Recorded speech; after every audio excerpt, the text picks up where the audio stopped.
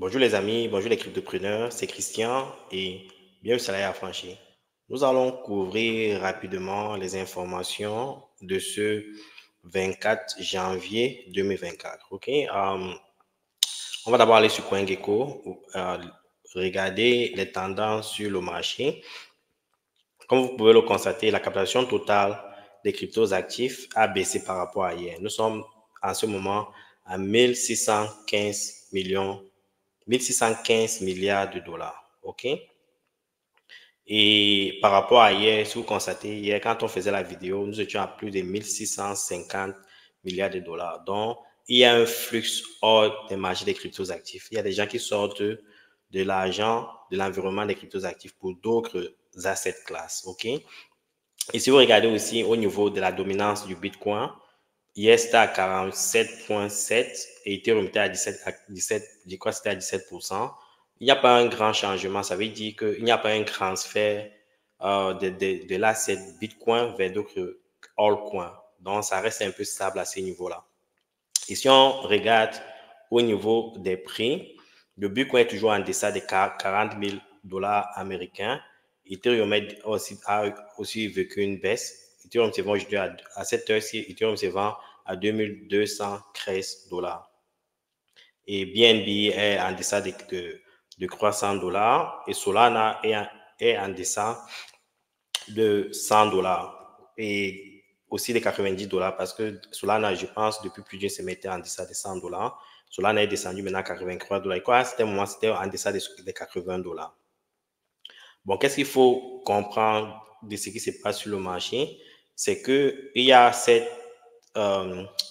qu'on appelle un Black Swing. Black Swan, ça veut dire quoi? Ça veut dire que les gens n'avaient pas anticipé que Grayscale devait en quelque sorte vendre ses bitcoins. Donc, le marché a été surpris par l'action de Grayscale après l'approbation des fonds ETF. Grayscale vend massivement ses cryptos actifs, surtout les bitcoins.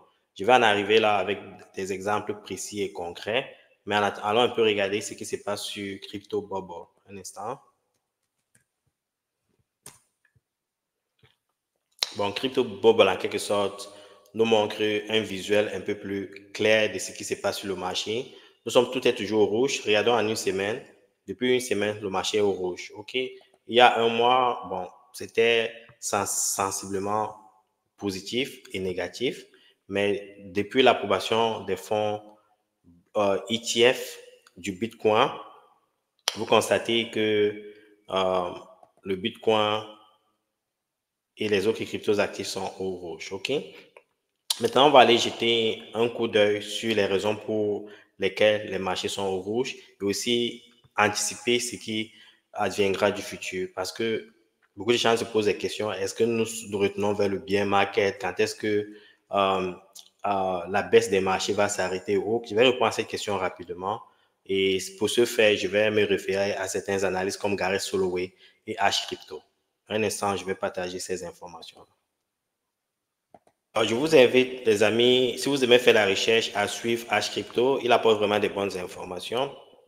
Qu'est-ce que H-Crypto dit? H-Crypto dit que les raisons pour lesquelles le Bitcoin tombe, les gens, vous le savez déjà. Une des raisons, c'est parce que Grayscale, depuis l'approbation des Bitcoin, des spots Bitcoin ETF, est en train de vendre massivement ses Bitcoins. OK? Et il y a aussi des entreprises qui avaient des assets sur Grayscale, par exemple FTX. FTX a vendu 1 milliard de dollars de GBTC share, 1 milliard de dollars de GBTC share, en quelque sorte l'équivalent en Bitcoin. Donc, une des raisons pour laquelle il y a ces transferts hors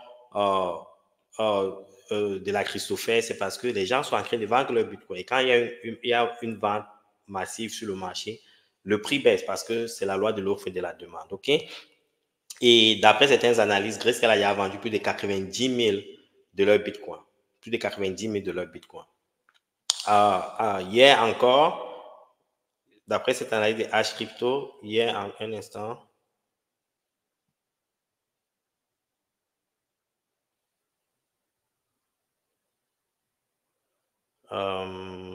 ouais, cette information. Un instant, je vais vous montrer cette information. Encore, il y a encore Grayscale. Il y a encore Grayscale à transférer. Grayscale a transféré. Grayscale a transféré 17 149 bitcoins d'une valeur de 663 millions de dollars à Coinbase. Pourquoi ces transferts-là? C'est pour vendre. Et quand il y a cette vente, il y a la pression sur les prix du marché. OK? Maintenant, vous devez vous poser la question de savoir jusqu'à quand cette baisse de marché va durer. Bon, on n'a pas la boule de cristal, mais on va aller écouter ce que Gareth Soloway dit. On va suivre son analyse technique pour déterminer où est-ce qu'on s'en va avec la baisse de ces prix-là. Un instant. Maintenant, nous allons écouter cette analyse de Gareth Soloway. Il va nous donner une indication où va le prix du Bitcoin. Écoutez attentivement. Je vais faire la traduction, ça en anglais, et je vais faire la traduction après son analyse. Veuillez suivre. Merci. All right, let's see how Bitcoin is going. My gosh, I wish I was trading right now because it's kissing that 38,000 mark. You've been talking about this at least for weeks now with me. Yeah. So where's it at about right now? So we have it right now just back above 39.1 right now. So again, the key was to just look at the chart, right? So again, one of the things I love to show you guys is just continuing to remind everyone that if we zoom out, every pivot top in Bitcoin, every major pivot top, I should say, has been because of a major news event, right? So again, we go back to the 2017 bull market high. That was your futures launch. This was Coinbase's IPO. This was the futures ETF, and this was the spot ETF. So when you look at data, you just kind of extrapolate it out and you say, well, if it happened all these times before, it likely will happen. Doesn't guarantee it, but it's just the likelihood. And that's really all we do with technical analysis is look at the most likely outcome. And just, you have to always be ready to be wrong sometimes. And I am, but now we came down to support. We bear flagged. We've now broken lower. 38,000 is a big level. So I do think that, again, we may see a bounce off of this level. If it touches 38, maybe back to 42, 43. But then the big battle becomes, right? If we go to the charts again, we have support here. Right, bear with me. There we go. So here's your support. And now here's resistance. This was support here. It broke. Once support breaks, it becomes resistance. So now the question is, if we go up here, can we break back through this level? That's the bigger question. So there's going to be a battle waged at this level and this level. Which way does it break? If it breaks here, this is where you're going. You're going down to 30 to 32,000. If you can recapture 43, 44 here, then you can make another run at those highs. So as a technician, I just keep it so simple. If it's in here, it's neutral at this point. I covered my short today with members. We're back to basically break even on that trade, and we'll just let it kind of decide. If it breaks here, look for the new highs. If not, watch out below. So when you're on social media, of course, you hear all kinds of reasons, behind. Je vous invite aussi à suivre Gareth Soloway. C'est un très bon analyste technique. Il est super bon et je le suis depuis presque 4 ans. Et ses appels sont, je peux dire, 80% corrects. OK? Il est vraiment bon.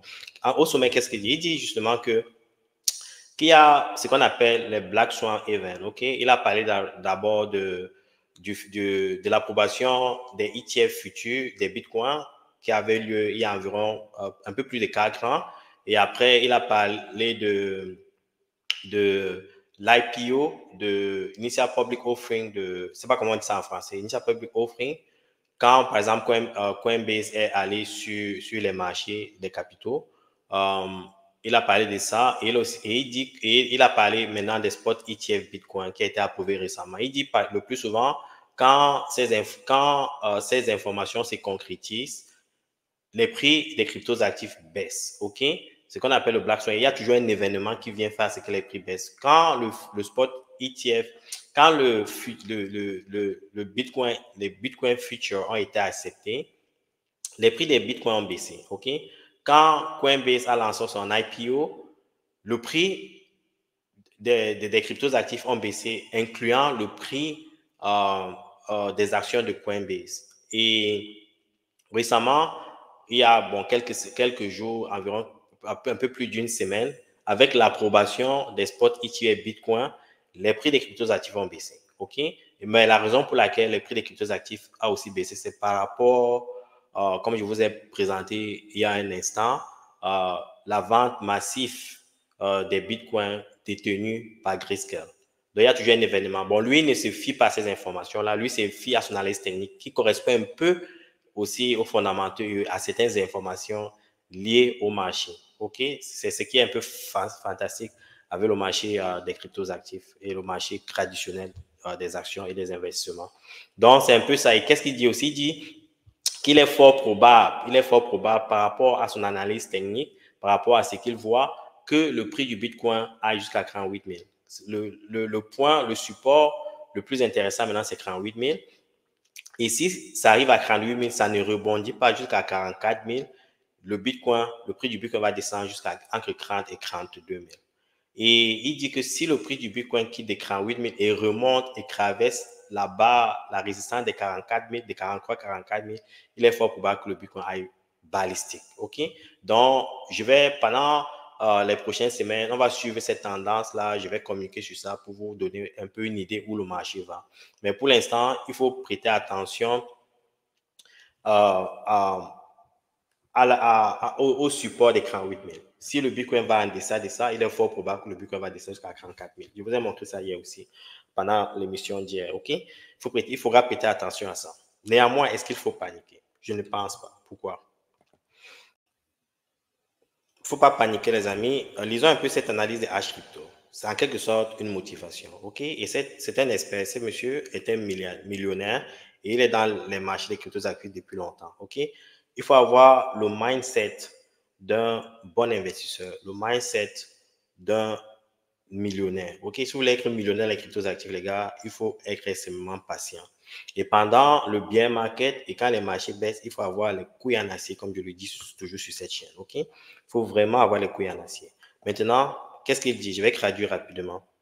Si vous voulez devenir un crypto millionnaire, il faut avoir un fort esprit. OK? Tout le monde panique et vend son Bitcoin parce qu'il a chuté de 49 000 $ à 38 000 $. Mais de l'autre côté, il y a des entreprises comme BlackRock et d'autres détenteurs d'ETF qui ont acheté 4 milliards de dollars de valeur de Bitcoin quotidiennement.